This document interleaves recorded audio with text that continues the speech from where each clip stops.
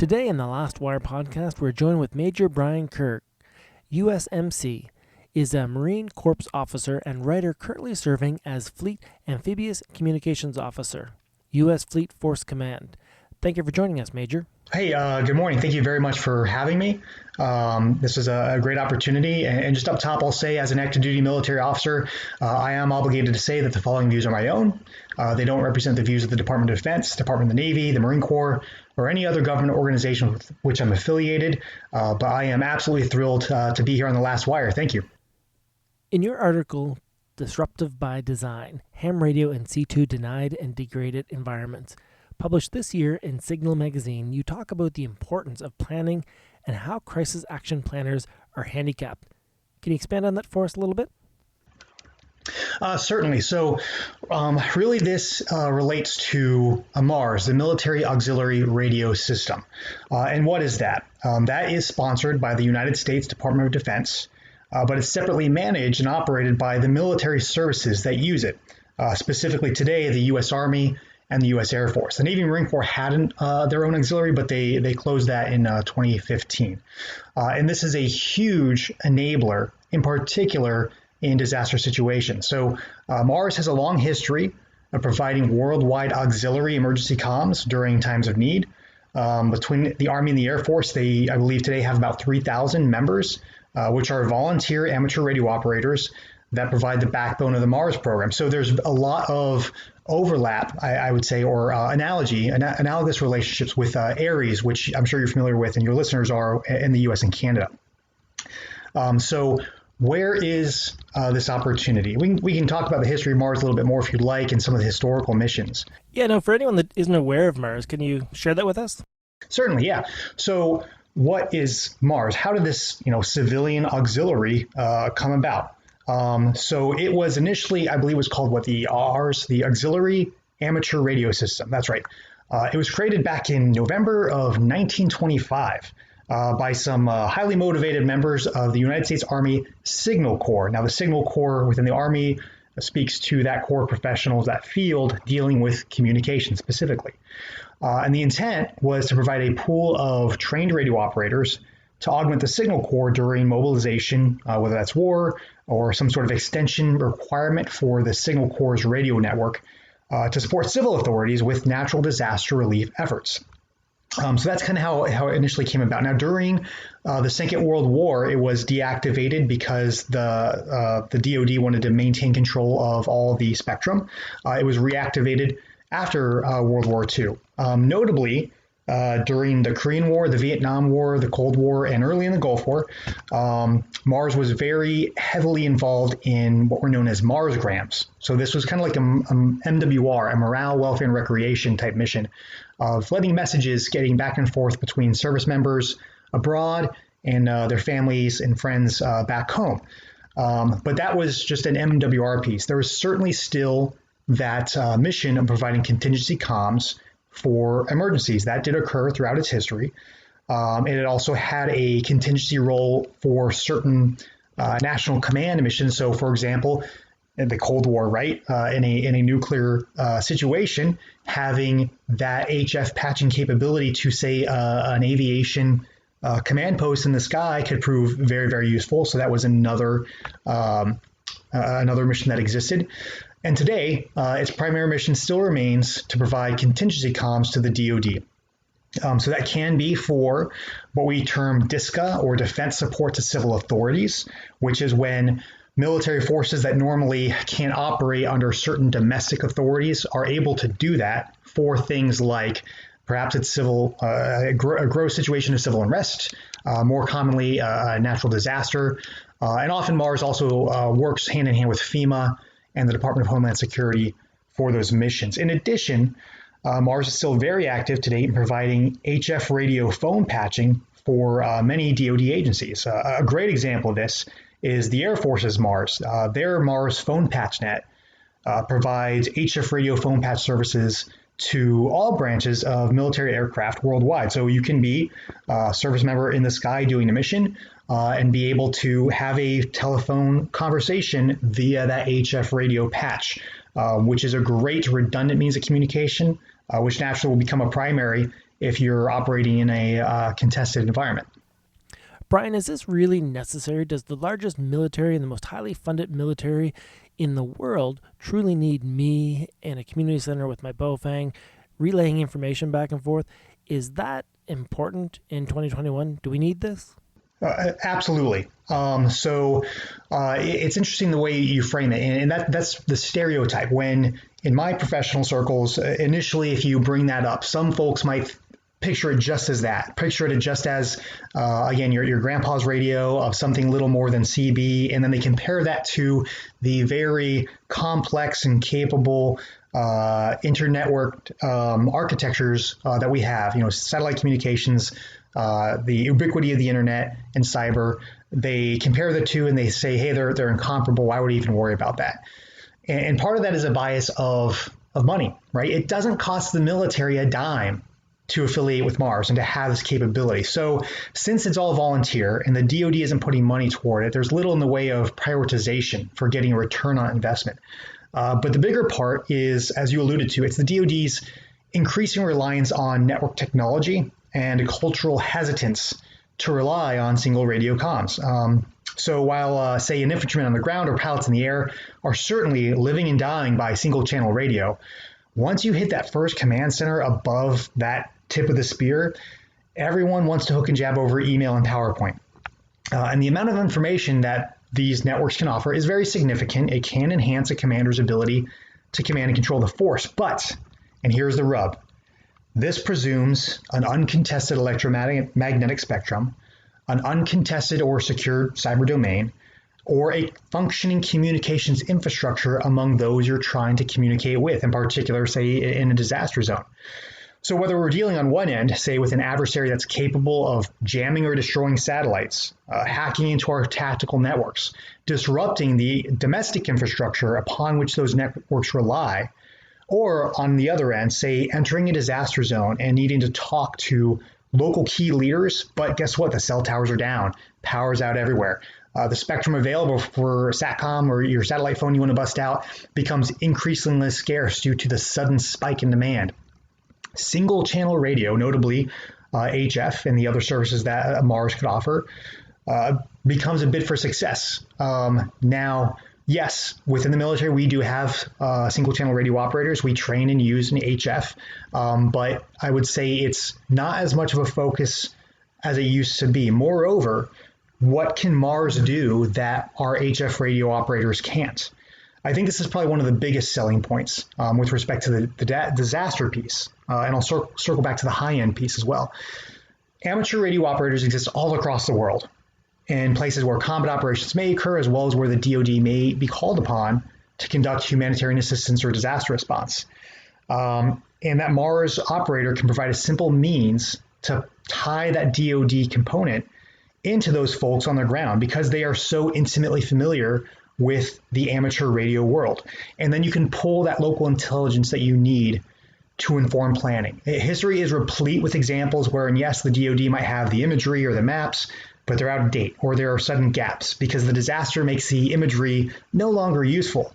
But the demand for ISR assets, intelligence, surveillance, and reconnaissance, also becomes overwhelmed. So now, perhaps we might be able to send out a handful of contact teams, maybe link up with key leaders at the embassy, but that's still a very small pipe to pull from. But those amateur radio operators are all over the country. They can be leveraged to pull that critical information as far as like, hey, what does this look like? What's the need? How bad is it there? Where can we land this craft? How can we push these supplies? Because those people are going to know their countryside intimately. And who knows better how to connect those local amateur radio operators in the disaster zone on the ground with the DoD than that Mars affiliate. That's a huge asset. You describe amateur radio operators as every bit the expert as professional military communicators and signalmen in your article. What do you feel is the missing link here? What do hams need to do? What do ex-military amateur radio operators need to do to change the perception that we are a resource that can be utilized and a resource that can be tapped into? Where do we begin with this? So it's two pieces to that pie. We need awareness. We need to build that awareness. And we also need to normalize that culture by utilizing them. So to put that point in perspective, I enlisted in the Marine Corps in 2003 as an infantryman. Then I commissioned in 2006, and I've been a communications officer ever since. My primary responsibility in my field as a commo has been planning, installing, securing, operating, and maintaining communications architectures. I've done comm planning for divisions, air wings, and logistics groups. We describe that as a major subordinate command. I've attended numerous advanced comms planning courses, those offered by my service, as well as the joint version thereof. And the first and the only place that I saw Mars mentioned in my career was in 2018, during a brief by Mars operators who lived on Okinawa, Japan. Now, I am coming at this from a Marine Corps perspective. I know there's some awareness of Mars within my service. I believe 7th Communications Battalion in Okinawa, they did some radio checks with the Mars station as recently as 2020. That's a big win. But I've personally never seen a reference to Mars in any communications plan. I've never seen a radio net utilizing Mars set up in a command center during an exercise or an operation. So I'd use that as a fair gauge, not to, pat myself on the back and say, look at all these things I've done and I just didn't hear about it. I use that as a gauge, at least with my own service and likely in many other parts of the DoD, that there is this blind spot that you mentioned with regards to Mars and what it can offer. So how do we build that? Something as simple as in these courses, when we are initially training our communications officers or our communications chiefs, who are those planners, just let them know about it. I didn't see it in my basic communications officers course. I didn't see it in my advanced course. I didn't see it at the joint C4I courses that I've attended. Just people, let them know about it. Say, this is what Mars is. This is where they are. This is how to connect to them. This is what they can offer you. And also, you need that selling point of what can it do for you with your mission set as far as redundancy. Again, some people might be like, oh, well, we've got HF radio operators. Well, yes, you do, for your tactical communications with other military units, primarily operating via encrypted nets. But what about pulling that local intelligence from the people on the ground? This becomes even more relevant with respect to the 2018 National Defense Strategy, reorienting the DoD toward, peer adversaries such as China or Russia. And those nations certainly have the ability to contest the electromagnetic spectrum. They can jam satellites. They can bring our networks down. So what are you going to have left in those situations? Now, you may say, well, hey, Mars is mostly domestic, or maybe, you threw out some good idea as far as using Mars folks to tie into local amateur radio operators. Well, we have, of course, I mentioned there's Mars operators in Okinawa because we have U.S. forces there. We, of course, have a region in Guam. Once again, it's a U.S. territory and we have U.S. forces there. We can build this capacity as well in other countries wherein we have U.S. forces stationed, in particular in the Pacific AOR, such as South Korea is another great example, all around that zone. And there's so much history with how those communicators support local intelligence, even whether that's service members, utilizing Mars folks, or utilizing the locals on the ground, in particular the coast watchers during World War II. It just happened to be people that were there watching things happening, and they saw at that time Imperial Japanese Navy ships doing this, that, or the other thing, getting on the horn and sending that information up. Again, I could go on, but these are incredible examples by which we can employ amateur radio operators, in particular Mars. We just need to build the awareness and sell it right, and then normalize using it. So it can't just be this exceptional thing that happens. A disaster's occurring. Oh, somebody mentioned this Mars. Who are these Mars guys? They just showed up. Okay, maybe we can work them in somehow. No, make that part of your comm plan. Make that part of the Annex K, which is the communications annex to the op board. Make that a normal thing, so that way it's rote, it's normal, and we are much more likely to utilize that in the future when those instances arise.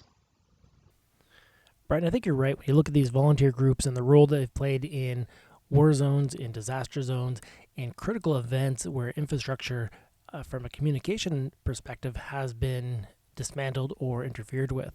And even from an operational perspective where you have government interference, when you think back to the first war in Iraq, when they had information coming from Kuwait through ham radio back to operators in Europe that allowed for good quality on-the-ground information.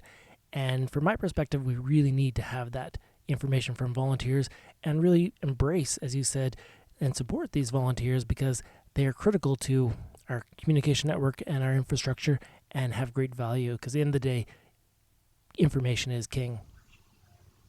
And that point speaks so well to, I guess, the character and the commitment of the individuals that are part of these organizations. Aries, domestically in the U.S. and Canada, Mars, and just most ham radio operators. They're in the hobby and they affiliate with these organizations. They're volunteering their time because they want to provide a service. They want to do good. And when somebody is willing to offer something of that value for no return, and as you noted, a very strategically important example of that, why would we not lean into it as heavily as we can, especially when the cost is, it might be some time, but we're spending by we, I mean the Department of Defense, we aren't spending money on it. We just need to build a relationship with the people who are clamoring to do something great for their nation and for their people. And I think when you look back on ham radio operators, a lot of us are ex-military, have a military background. Continuing that service after retirement, I think, is critical and important piece. And looking after radio communications is a service that they can continue offering. Certainly. So most recently, I was working with a retired Navy senior chief who was an IT or an information technician, so radio expert. He was a huge ham radio operator, and in many instances, just in the local area, as a result of hurricane season and things that can occur, his setup, his mobile CP, he just happened to have definitely in many instances contributed to local disaster relief efforts. So again, just the guy who's sitting across from me in the cubicle took his uniform off, still wearing civilian clothes, and went on to, again, have that sense of mission in a very real way that certainly matters. If someone had a military background and just recently got their ham license or had been a ham for a while now, how do you recommend they connect with a ham group that is involved or connected with Mars? Where would they start?